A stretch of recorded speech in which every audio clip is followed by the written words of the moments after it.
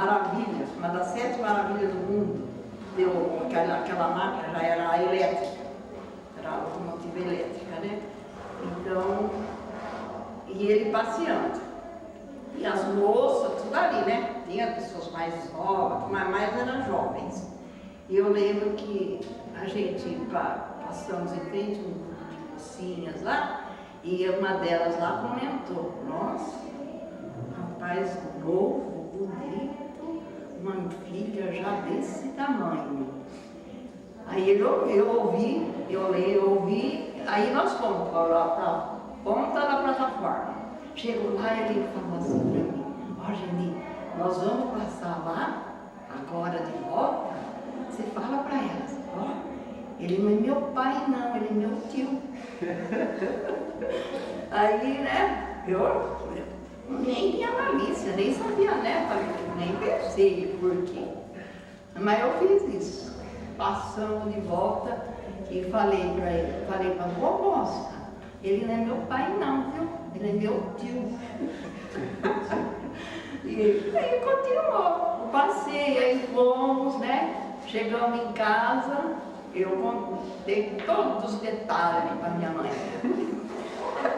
Os mínimos detalhes, isso, do trem, de tudo, e as moças, pra quê, né? Minha mãe ficou, Deus me livre. Olha, eu sempre sonhava, quando eu era bem pequena, ter uma boneca. E não tinha condições de comprar, né? Então, um dia eu fui no batizado com meu pai, minha mãe, em Tirapina, e eu vi uma boneca muito linda lá no trailer, mas o meu pai não tinha dinheiro para comprar. Eu era pequena, né?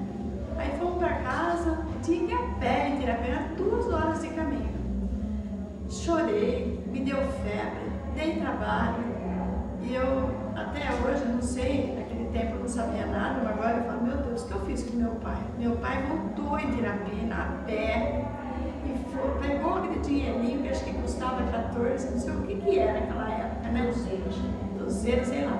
E foi buscar a boneca pra mim. Ai, mas aquele era o meu chá. Nossa, eu adorava a boneca. Mas um dia, por infelicidade, minha sobrinha pediu para brincar um pouco com a boneca.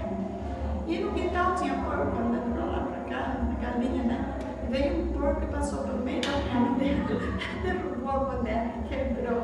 Ai, meu Deus do céu, aquilo foi muito triste pra mim, sabe? Nunca mais eu tive uma boneca, né? Então, o que a gente fazia? A gente fazia a boneca, vinha aquelas papelão, se esquecia pra fora, chovia, molhava tudo, fazia um pau, um pedaço de cabeça de milho, com aquele cabelinho, né? E era assim a nossa vida, não tinha mesmo, sabe? Era aprender a fazer as coisas com a mãe e brincar de roda e só essas coisas, não tinha mais nada, né? Pelo sítio não tinha mais nada, né? E outro sonho que eu tinha era de estudar. Onde tinha uma pessoa ensinando alguma coisa, eu estava no meio, que eu queria aprender, porque eu queria aprender. Onde eu vi um pedacinho de papel, eu parava e tentava ler qualquer coisa que eu achasse, porque eu tinha muita vontade de estudar, certo? Aí, mas não tinha como, né? Porque era muito longe dessa escola, de uma fazenda na outra, passava no meio do cafezal, sujava tudo, e não tinha, meu pai não deixou mais. A palavra da boca da gente que sai, ela é vida, ela tem valor. Quando fala com certeza, com determinação, é curada a pessoa. E ele curava mesmo. Por quê? Eu digo que curava, porque de passado alguns dias vinham as pessoas lá: ô, senhor Antônio, eu trouxe um boi para o senhor de presente. Olha, o senhor salvou a boiada com aquele remédio que o senhor fez.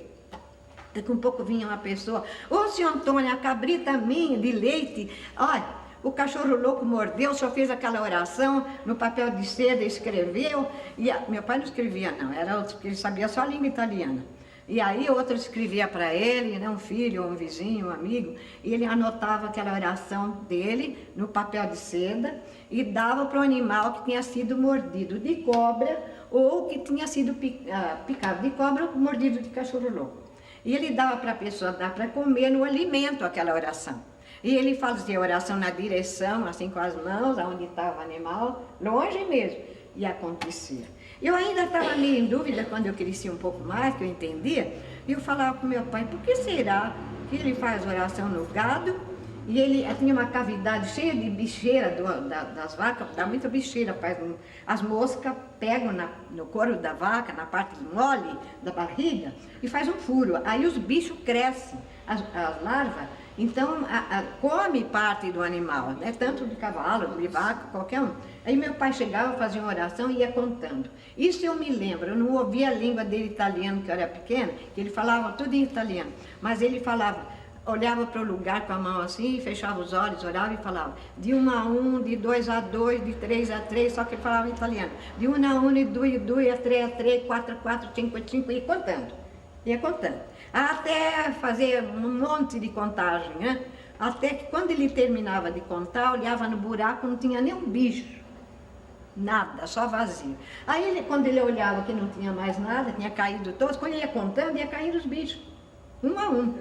Aí quando ele terminava de contar, ele pegava a criolina com a pena de galinha, que era o pincel dele, a pena de galinha. Não tinha pinça, não tinha algodão ali de mão, não. Às vezes tinha algodão, porque tinha roça de algodão, mas ele usava a pena de galinha. Aí ele botava a criolina no lugar para desinfetar, fazia curativo vários dias, o animal ficava agradecido e sarava.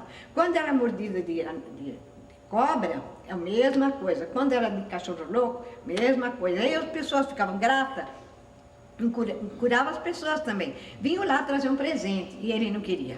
Ele não aceitava, porque meu pai tinha um conhecimento bíblico, que de graça dai, de graça recebeste e de graça dai.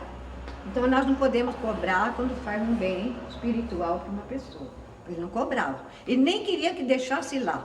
Minha mãe às vezes falava, por que não pegou? Não vem de tão longe para te dar um presente, você não pega? Não.